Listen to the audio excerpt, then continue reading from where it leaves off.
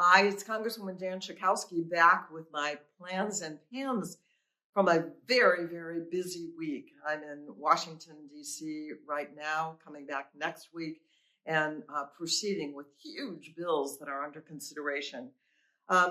We saw this week that the Senate had a vote leading up to the Voting Rights Act, S1 in the Senate.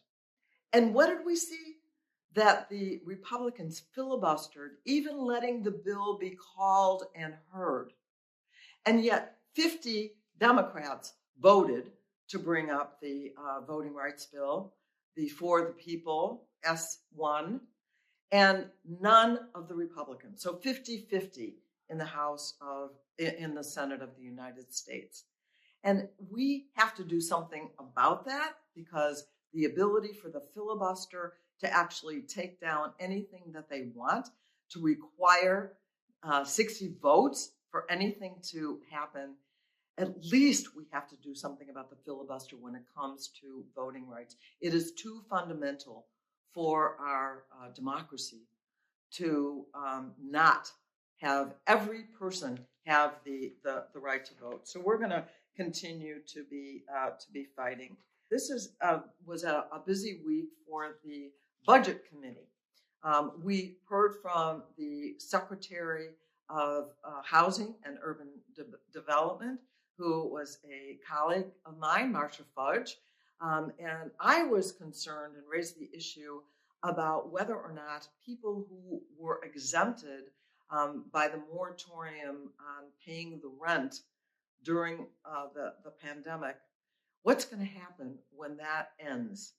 And she felt confident that the $45 billion that is available would go a long way into helping people not to be evicted. But certainly housing and affordable housing remains to be an enormous issue in our country and in our district, where lots of people call and ask for help to get affordable housing. Families, seniors, it's a real challenge.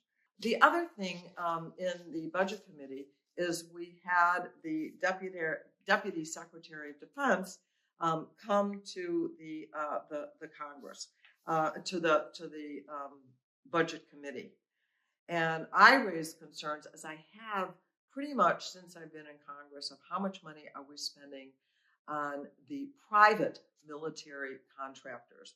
Why are we not hiring at the DoD, Department of Defense, civilians who then, say that they represent the United States of America, that's where their check comes from, to do work for the Department of Defense, rather than hiring these outside independent contractors? What really got me started was Blackwater, a very bad actor who got a lot of money under the Bush administration, George W., for things that ended up with deaths of innocent civilians in Iraq. And so I'm just interested always in tracking the idea of these private companies doing our work with the Department of Defense, and raise those issues, and wanted to make sure that the leadership, the Deputy Secretary, would take that back. In the Energy and Commerce Committee, we had a long markup talking about water. And of course, a lot of other environmental issues. But I have been emphasizing the water issue because so many of our pipes that are leading to the houses have lead in them, because we have these very old systems. It's not just in environmental distressed areas. It's all over. We are number one in the country for having lead in the pipes leading to the house. So I certainly talked about that, and we passed some legislation that would deal with the issue of clean water. I want to talk to you about Title IX and a woman named Patsy Mink, who I think I have brought up before in Plans and Pans, because Patsy Mink and I actually served together. But when she first came to Congress, she came in two different cycles. In 1972, she was the author of Title IX, the legislation that says that women and girls have to be treated equally in education, in sports.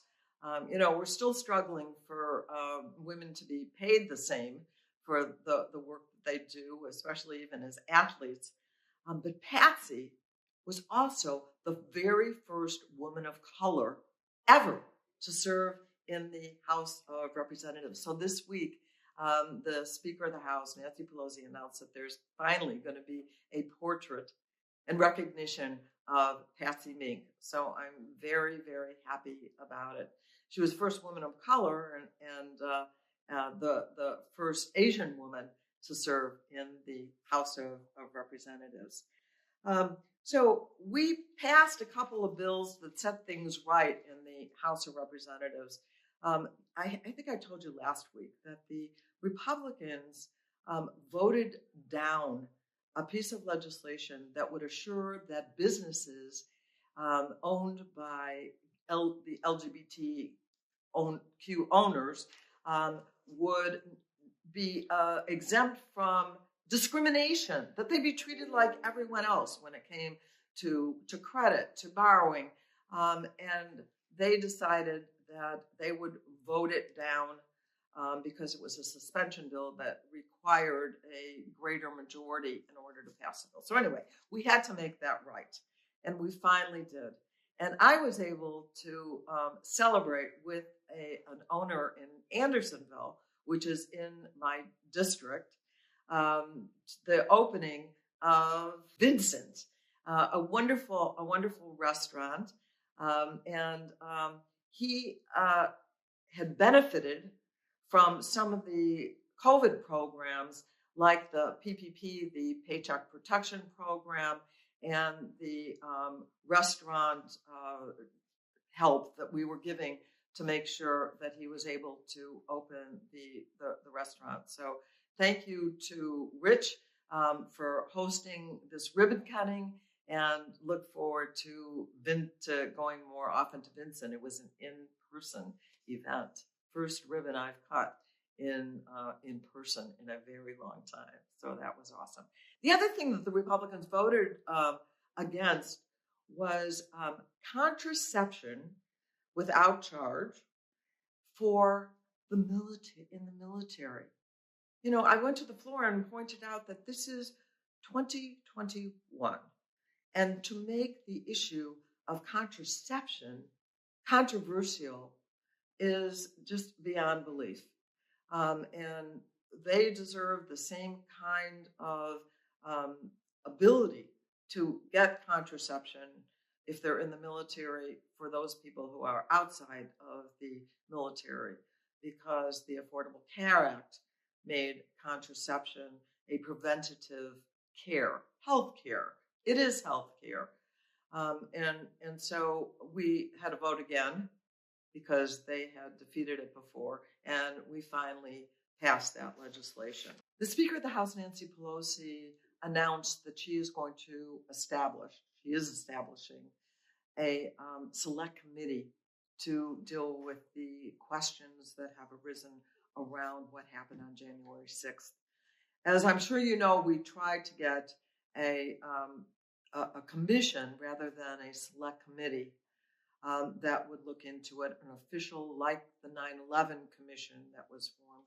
But the Republicans would not go along. And so, with regret, she said that we are going to move ahead forward without their approval of a commission and set up the select committee. We have so many things that we need answers to. We suspect, we think we know that there have been members of the Congress who have been complicit in helping to move along the terrible events of January 6th. In any case, we have to get to the bottom of it. People want to know what happened, this greatest attack we've ever seen on the Capitol of the United States, the place that is the heart of our democracy. So we'll be hearing the names very soon, probably this week, people who will be on that select committee, and then we'll be able to get to work. I introduced legislation this week, actually reintroduced, along with Senators Durbin and Duckworth. The bill is called the Mentoring to Succeed Act. Especially right now, it is very important after all the various trauma and interruptions in education that we provide, that we work toward making sure that there are mentors available to help students in their education. In the House of Representatives, my colleagues, Representatives Trahan and Chuy Garcia, are also on this legislation. I hope it's not going to be controversial, that we'll be able to pass that members themselves can help to be mentors, and that we can encourage mentorship. On the environmental front, I've been working for a long time, for several years, with the Citizen Climate Lobby, who has an innovative approach for putting a fee on carbon, which even the fossil fuel companies know is coming, but also then turning around and putting money back into people's pockets that would compensate for any increase in the cost of gasoline, et cetera. And we had a meeting, and two of the attendees, this was virtual, were from Niles North High School. So we have people of all ages that are participating with the Citizen Climate Lobby, and I appreciate their innovative suggestions and their persistence in moving forward. So thanks to them. I am proud to be able to work with them. The bill that they have, as I said, would couple a carbon fee with cash back dividend that puts money in people's pockets. And there's no question that the climate crisis is something that we have to seriously introduce. I also went to the floor of the House today for literally a minute, to talk about the methane threat, which is 80 times more potent than carbon emissions. And under the Trump administration, the regulations of methane were reduced. So we're considering legislation as I speak right now that would reinstate those limitations. I wanted to also talk about vaccines. Of course, I can't leave out COVID. The White House announced that we would not hit our goal of 70% of Americans getting the vaccine by the 4th of July. And so I say, come on, let's do it. Once again, we know that there is a variant, the Delta variant, that so far the vaccines are protecting against. And so we want to make sure that you are safe.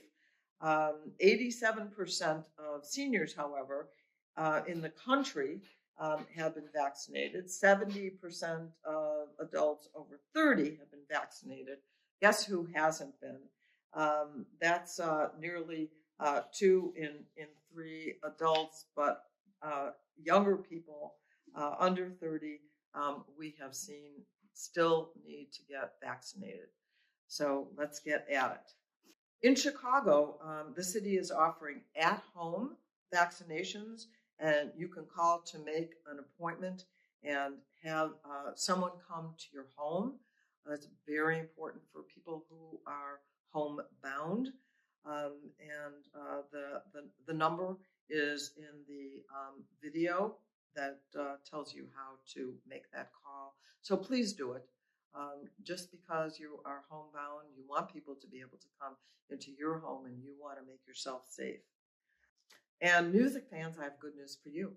because 1,200 tickets to Lollapalooza will be given away for those who get vaccinated on this Saturday, June 26th. So don't miss that opportunity. We're trying to think of everything to make sure that you're getting vaccinated, as I said, especially young people. So this link to make your appointment is in the video also. So make sure that you check it out. Well, that's it for a very busy week, and I look forward to talking to you next week. Thanks. Have a good weekend. Thank you for watching my video. Make sure you subscribe to my YouTube channel and follow me on Instagram, Twitter, and Facebook, where my handle is @Jan Schakowsky.